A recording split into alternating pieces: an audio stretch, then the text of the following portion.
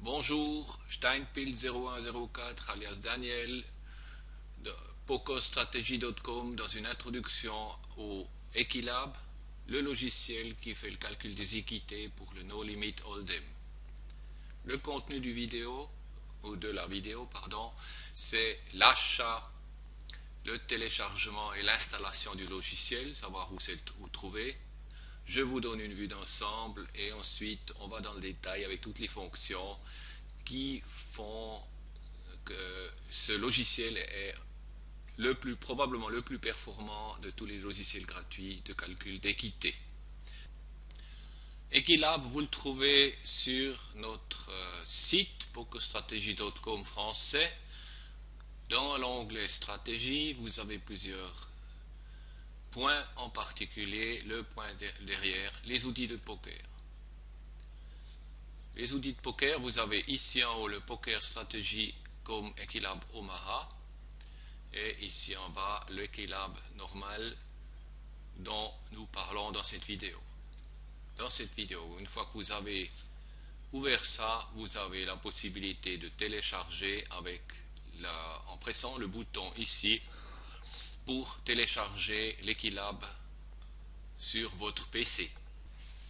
Une fois l'installation est faite, vous recevez cette image avec ces informations de pokerstrategy.com. Le menu, ici vous pouvez charger des scénarios que vous avez déjà mis en mémoire. Ici vous pouvez enregistrer des scénarios que vous avez définis pour les reprendre demain, un autre jour, pour simplement retravailler. Et ici vous quittez le logiciel.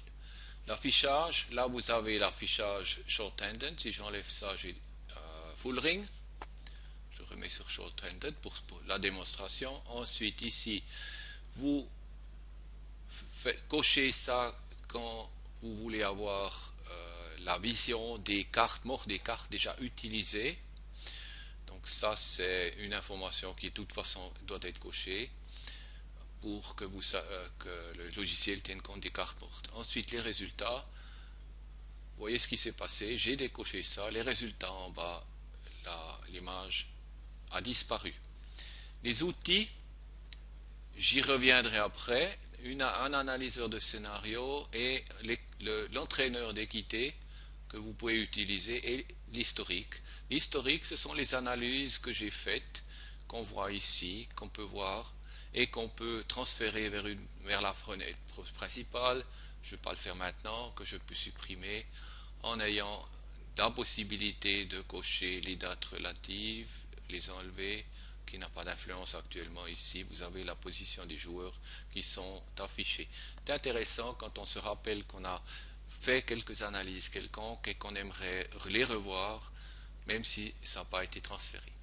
Ensuite l'aide, il y a une documentation de syntaxe et d'astuces qui est très intéressante pour savoir comment on saisit directement les données dans le système. Par exemple, Dame-Dame jusqu'à 9-9 donne tout l'éventail des paires entre deux. Et ensuite, d'autres possibilités, QQ+, Dame-Dame+, donne tout l'éventail des paires de Dame-Dame, Roi-Roi, As-As. Vous avez des possibilités de saisir des jokers, par exemple, et c'est important de savoir toutes ces informations, qu'on ait par exemple aussi des pourcents qu'on peut saisir. On peut saisir random pour des cartes aléatoires. On peut éventuellement utiliser le OR qui définit pour un open raise et d'autres conseils que je vous laisse soin le lire vous-même pour que vous sachiez comment saisir tout ça. L'image générale en fait qu'on a ici, j'y passe maintenant dans la vue d'ensemble. Vous avez ici l'éventail des mains que vous pouvez sélectionner, c'est-à-dire en pressant par exemple ici, en glissant avec la souris, je peux saisir des cartes qui sont après marquées. Je peux choisir des cartes individuellement quelconques et je peux ensuite, si je fais OK, je les ai dans le système. Ça, je ne veux pas utiliser, c'est pour ça que j'utilise la croix. pour enlever tout ça. Ici, j'ai la possibilité de sélectionner les cartes. Par exemple, vous avez une main concrète, par exemple, voilà, et vous choisissez ça, ça rentre ici dedans. Ici, vous avez la possibilité d'avoir une sélection aléatoire, c'est-à-dire en fonction de savoir quelle est votre chance par rapport à une sélection aléatoire. C'est moins important que de choisir un éventail concret chez l'adversaire. Et ici, vous avez encore des possibilités que je verrai plus tard, des situations concrètes qu'on peut définir ici. Si maintenant je veux faire un calcul de l'équité, ce qui se trouve ici derrière, je prends la main que j'ai concrètement et je dis que l'adversaire a un éventail quelconque que je choisis ici. Par exemple, il ne va pas prendre As parce qu'il ne va pas coller avec As, As et Roi-Roi. Je pense qu'il a un éventail de call de ce type-là. Bon, ça, je les enlève. Il a éventuellement un éventail de call ici. Ça, c'est un peu bon. Ensuite, j'y donne aussi une petite quelques as suités. Je donne un roi suité. Comme vous voulez, en fonction de l'éventail que vous donnez à votre adversaire. Vous faites OK. Une fois que vous avez ça, vous pouvez faire l'évaluation en envoyant ici et vous voyez que la dame et le valet de carreau par rapport à cet éventail a une chance, une équité de plus de 50%. Donc en principe, vous pouvez vous êtes encore mieux dans votre équité par rapport à l'adversaire de l'éventail que vous avez donné ici. Une fois que vous avez fait ce calcul, vous pouvez aussi dire, bon, on continue plus tard, on va regarder quelles sont les cartes au flop qui sont arrivées. J'ai maintenant naturellement un flop idéal, touché idéalement. Et je peux faire un calcul avec le même éventail, ce qui est peut-être pas réaliste, mais là on voit qu'avec ce flop j'ai un avantage de 83%. Sans rentrer maintenant dans le détail des évaluations concrètes des éventails de call qu'il faut réviser après un flop comme ça. Ici vous avez la carte de la turn, un 10, et puis ici j'ai une flèche qui va directement à la rivière, et j'ai par exemple ici, je fais OK, et je peux réévaluer, et vous voyez maintenant l'équité que j'ai avec l'éventail toujours prédéfini qu'on a fait ici. Vous voyez dans le détail ici en bas, le tableau et l'équité en fonction de la victoire et de l'égalité selon l'éventail défini. Ici vous avez le calcul complet, ici vous avez un calcul approximatif par Monte Carlo qui calcule, un système qui calcule selon les jeux. Bon, je vais laisser ça simplement que vous sachiez. En principe, vous utilisez tout énuméré. Et si maintenant vous voulez reprendre une nouvelle main, vous effacez tout par ici. Voilà pour l'introduction générale pour le calcul des équités rapides qu'on vous demande par exemple aussi dans la Chart School. Alors maintenant un peu plus dans le détail de toutes ces fonctionnalités. Comme on a déjà vu auparavant, ici on peut sélectionner les mains directement en sélectionnant les cartes. Si maintenant je veux chercher d'autres choses, j'ai des possibilités de définir, de prendre des éventails déjà donnés, standards, qui définissent par exemple UTG1, quel est l'éventail standard de quelqu'un qui relance en première position. Par exemple, MP2 est beaucoup plus grand, ça donne des valeurs concrètes. Si j'applique ici, j'ai les informations qui viennent après ici. Je peux aussi tenir compte du fait que le collègue en deuxième position, il est un limper notorial. Les 40 disques qu'on a ici, c'est 40 VPI, P10, PFR, donc il limp ici, ça me donne un peu l'éventail qu'il a quand il fait un open limp en deuxième position, par exemple.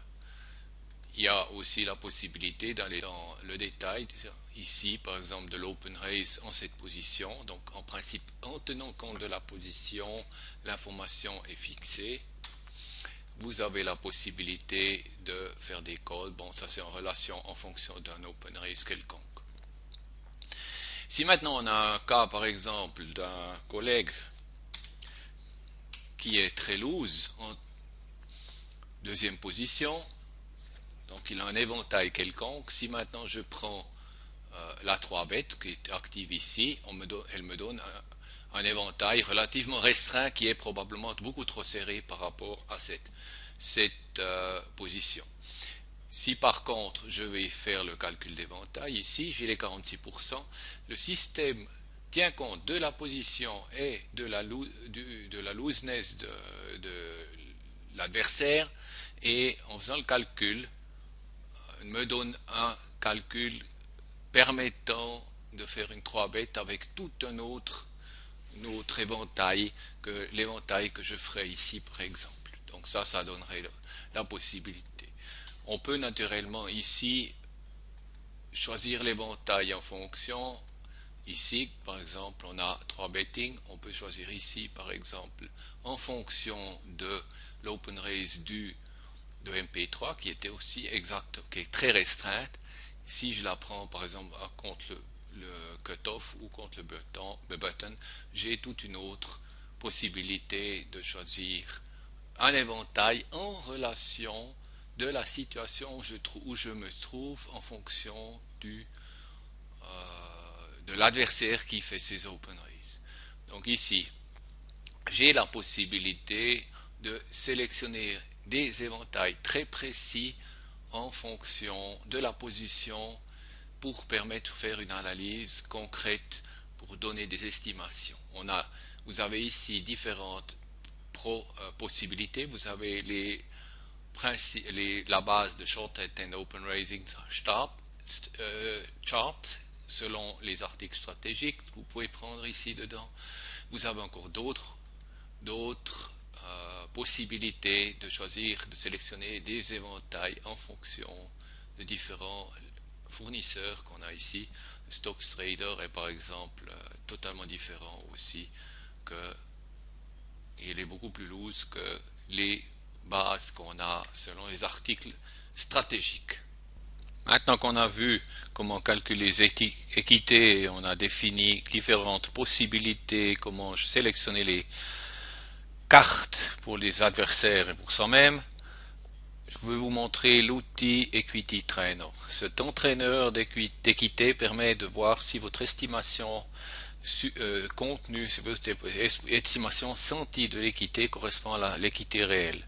Je vous rappelle une chose, l'équité n'a rien à voir avec la mise. L'équité est la base pour ensuite définir si vous pouvez coller, si vous pouvez même être agressif et relancer la situation. Vous avez dans cet entraîneur plusieurs possibilités de combinaison de situations pour s'entraîner. Par exemple, si je prends un Big Blind défense par rapport à une ouverture du Small Blind, je peux ou bien définir par moi-même des combinaisons ou bien prédéfinies.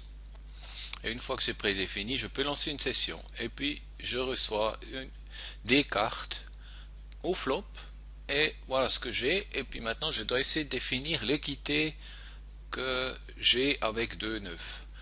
Avec 2-9, j'ai une petite une suite gutshot comme ils disent, donc j'ai quand même une certaine équité, mais j'ai pas beaucoup. Alors mon estimation elle est relativement faible, donc on va voir ce que ça donne. C'est mon estimation. Le résultat, j'étais pas tellement loin de la situation. Vous voyez donc avec 2-9, avec un gutshot pour la suite, il vous faut pratiquement plus d'un à 4 pour coller une mise.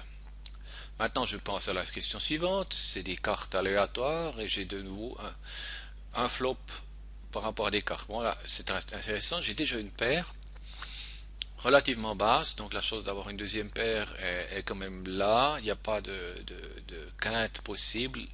Mais je pense avoir un peu une meilleure équité. On va voir. 39%. On va voir si je suis à côté. Vous voyez que je me suis totalement foutu dedans, comme on dit. Je me suis totalement gouré. En fait, l'équité réelle de cette combinaison en ayant une paire est de 62%, totalement différente. Je prends la question suivante. Q9. Là, j'ai de nouveau la même situation, mais avec des cartes plus supérieures et quand même avec un backdoor flash. Donc l'équité ici est certainement passablement, disons 42%. 44%, je suis en principe très bien. Maintenant, si je veux continuer à garder les cartes que j'ai de héros, je fais une coche et puis je peux passer à la question suivante. Ça veut dire que j'ai Q9 comme base et puis j'ai maintenant toute une autre combinaison. Ce qui est intéressant, c'est que j'ai deux paires, mais il y a quand même des dents, j'ai de quinte et de flush. J'ai une équité, j'estime, relativement haute. On va voir. On va voir que l'équité est beaucoup plus élevée. Moi, je suis très pessimiste. Vous voyez ainsi la situation, comment on peut s'entraîner à estimer une équité avec cet entraîneur pour savoir un peu où on se trouve quand on se trouve dans des situations réelles au flop.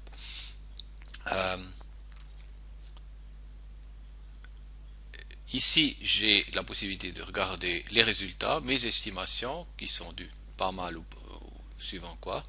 Et ce qui est intéressant, c'est que je peux prendre par exemple cette sélection pour faire d'autres analyses plus approfondies et je peux prendre la sélection ici et l'exporter dans la situation ici. J'ai Q9 ici avec ce flop. Dans le big blind et le small blind, je peux par exemple donner ensuite une range dans les combinaisons qu'on a de conflit entre small blind et big blind, par exemple, pour jouer, pour s'exercer et analyser les détails. Je vais maintenant vous montrer encore un précieux outil supplémentaire, et cela à l'aide d'un exemple. J'ai concrètement des cartes, par exemple 6 de carreau et 6 de pique, et puis j'ai dans une situation de défense de big blind, pardon, je prends ici mon évaluation et je prends big blind défense, par exemple cet éventail. On voit que dans cet éventail il colle cet éventail de main. Ici avec ces cartes il va probablement faire une 3 bêtes, donc je reprends ça, appliqué, et j'ai maintenant une situation quelconque. Quand je vois maintenant cette évaluation, on voit que je suis 60% en avant. Maintenant, nous allons prendre un flop, par exemple 10, 9 et 2 de trèfle. Ok, et je fais une nouvelle évaluation qui rééquilibre un peu tout. Maintenant, je suis dans une situation où, au flop, l'adversaire, le big blind, fait un check raise. Maintenant, il faut avec quelle carte il fait ce check raise. Certainement pas avec tout son éventail. À cet effet, vous avez vu, j'ai un petit bouton ici que je presse et j'ai maintenant tout l'éventail ici, l'éventail donné en fonction des cartes données en fonction de ce qu'on a saisi ici en dessous. On a par exemple que 3 combinaisons de brelans. Il y en a plus, mais dans l'éventail qu'on avait défini au départ, on exclut quelques combinaisons de 2 brelans, par exemple 10-10. Ça fait qu'en fin de compte, il n'y a plus que 3 combinaisons de brelans. Bon, ce qui nous intéresse, bon, ça donne à peu près les combinaisons qu'il les a. Maintenant, il faut réfléchir à ce que fait l'adversaire pour faire un check raise. Maintenant, à cet effet, j'efface tout et maintenant, je définis. Il va certainement, bon, on voit ici qu'il y a 0 parce qu'un straight flush n'est pas possible, et un carré n'est pas possible, mais malgré tout, il va de toute façon faire un check raise avec cette combinaison, avec 2 paires, avec une pocket paire supérieure, avec une paire, une top paire, éventuellement une paire avec ce qu'on, ça éventuellement avec, disons toutes les paires, avec As High ou Roi High probablement moins, avec tout overcard non plus, mais par contre avec des détails. On voit ici l'utilisation plus détaillée, surtout pour les combinaisons ici en bas, alors avec un tirage à suite, avec un tirage gutshot, éventuellement pas avec ça, avec double gutshot, il va faire avec un two card flash draw nut. Bon, il n'y a que 4 combinaisons, mais ça fait rien. Avec not nut, avec ça. Un backdoor flash draw, il va probablement moins le faire. Sûrement avec un monster draw. Avec la suite, avec une combinaison de pocket pair, avec combinaison de paire, avec des combinaisons de flash draw, etc. Avec moins probablement, par exemple ici, one overcard plus un backdoor flush draw éventuellement. Et maintenant que j'ai appliqué ça, je l'importe l'éventail modifié de la situation qu'on voit ici. Donc je suis ici, si on regarde le détail ici en bas, j'ai tout le détail. J'ai importé ça ici dans ma fenêtre, et si je recalcule, la situation est un peu différente, j'ai un peu moins de chance. Donc on voit avec cet outil complémentaire, on peut faire des analyses plus précises sur le flop en tenant compte de la situation concrète du mouvement que l'adversaire a fait. Après cette réduction, cette démonstration de réduction d'éventail démontré avant avec la situation, on se trouve dans une situation de savoir comment jouer pour la turn. Et la turn, il y a des cartes qui sont plus avantageuses et des cartes qui sont moins avantageuses. Et à cet effet, il y a un outil encore plus intéressant. À ce niveau-là, on se trouve dans cette situation, on a notre 10, 9 de cœur, 2 de trèfle et les cartes qu'on a ici, le 6 de carreau et de pique, et on a la possibilité avec cet outil de analyser les cartes qui viennent à la turn. Donc le système calcule ces cartes, vous voyez maintenant qui se passe, et vous voyez donc les conséquences qu'il y a suivant les cartes. Donc ici, la meilleure carte qui nous avantagerait, ça serait un 6 de trèfle, logiquement, ne complète pas un flash, nous donne un brelan, ça serait idéal. Le 6 de cœur est moins intéressant, il est aussi très bon, mais il complète un flash possible en fonction des cartes qu'on a prédéfinies et des réductions de du vilain de l'adversaire. Okay, on voit ici dans cette échelle les équités et les cartes qui viennent, l'équité que ça nous donne, et ensuite ici on les voit par carte, par valeur, le 2, le 3, le 4, le 5, etc. Et on voit ici déjà sur ce graphe que le valet de cœur est quelque chose qui nous rejetterait, comme le 8 de cœur aussi, qui complète non pas seulement le flash, mais aussi la suite. Et on voit qu'avec la venue d'un valet de cœur, notre équité diminue à 25%. Donc en principe, ce qui est intéressant dans cette situation, c'est pas seulement d'avoir fait une analyse de la turn, mais l'analyse de la turn dépendante de l'éventail qu'on a donné et qu'on a réduit avant de faire cette analyse. Donc il y a des cartes où on aurait l'impression qu'elles donneraient très mauvaise possibilité, par exemple un 10, mais le 10 est quand même quelque chose de positif pour nous. Il nous donne une équité encore de 50% parce qu'en fonction de l'éventail qu'il avait avant, la probabilité que l'adversaire ait un 10 est relativement réduite. Je vous rends attentif que ce sont tous des estimations et vous savez vous-même quand vous jouez que suivant quoi on a des surprises après avoir fait des estimations totalement erronées. Vous voyez ici qu'on peut faire encore une capture d'écran pour avoir des informations complémentaires, pour le mettre dans une analyse, donc poster ça sur le forum ou comme vous voulez, ce que vous voulez faire dans votre documentation. Bien, maintenant il me reste à vous montrer le dernier outil de cet outil très performant qu'est Keylab. Jouons le jeu avec 2 dames et je suis dans la situation de Big Blind Défense. Big Blind Défense, il fait un call, se trouve ici, donc ici, voilà l'éventail où un Big Blind me call quand je suis en deuxième position, c'est-à-dire en ici, première position, sur une table à 6 sièges. Ça, c'est une chose. Maintenant, j'ai choisi cet éventail. Le flop vient. J'ai, par exemple, un valet de carreau. J'ai un 8 de cœur et un 4 de cœur. Je calcule mon éventail et je vois que l'éventail est relativement bas. Le big blind, qu'est-ce qu'il fait? Il check et il me raise. Là, l'autre aspect, c'est de savoir maintenant quelles sont les couleurs. Avec quelles sont les couleurs? Je peux maintenant me baser sur les couleurs avec lesquelles il me raise. Donc la sélection qu'on a fait avant, on peut la faire et en plus, on peut aller concrètement dans les couleurs, c'est-à-dire je fais une sélection de couleurs et maintenant je prends toutes les combinaisons avec lesquelles je pense qu'il va me faire un check raise ici, par exemple ici, voilà.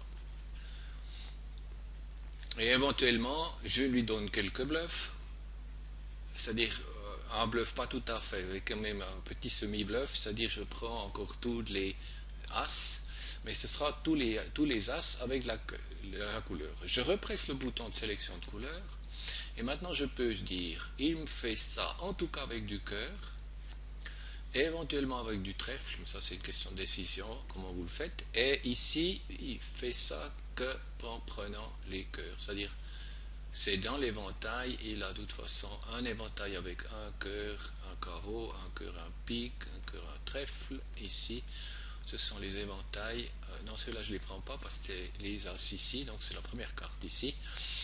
Vous voyez ici que comme j'ai pas de sélectionné de pocket pair, je pourrais encore affiner avec des pocket pair la sélection de la couleur, mais à cet effet, il faut que j'aie des cartes marquées en jaune.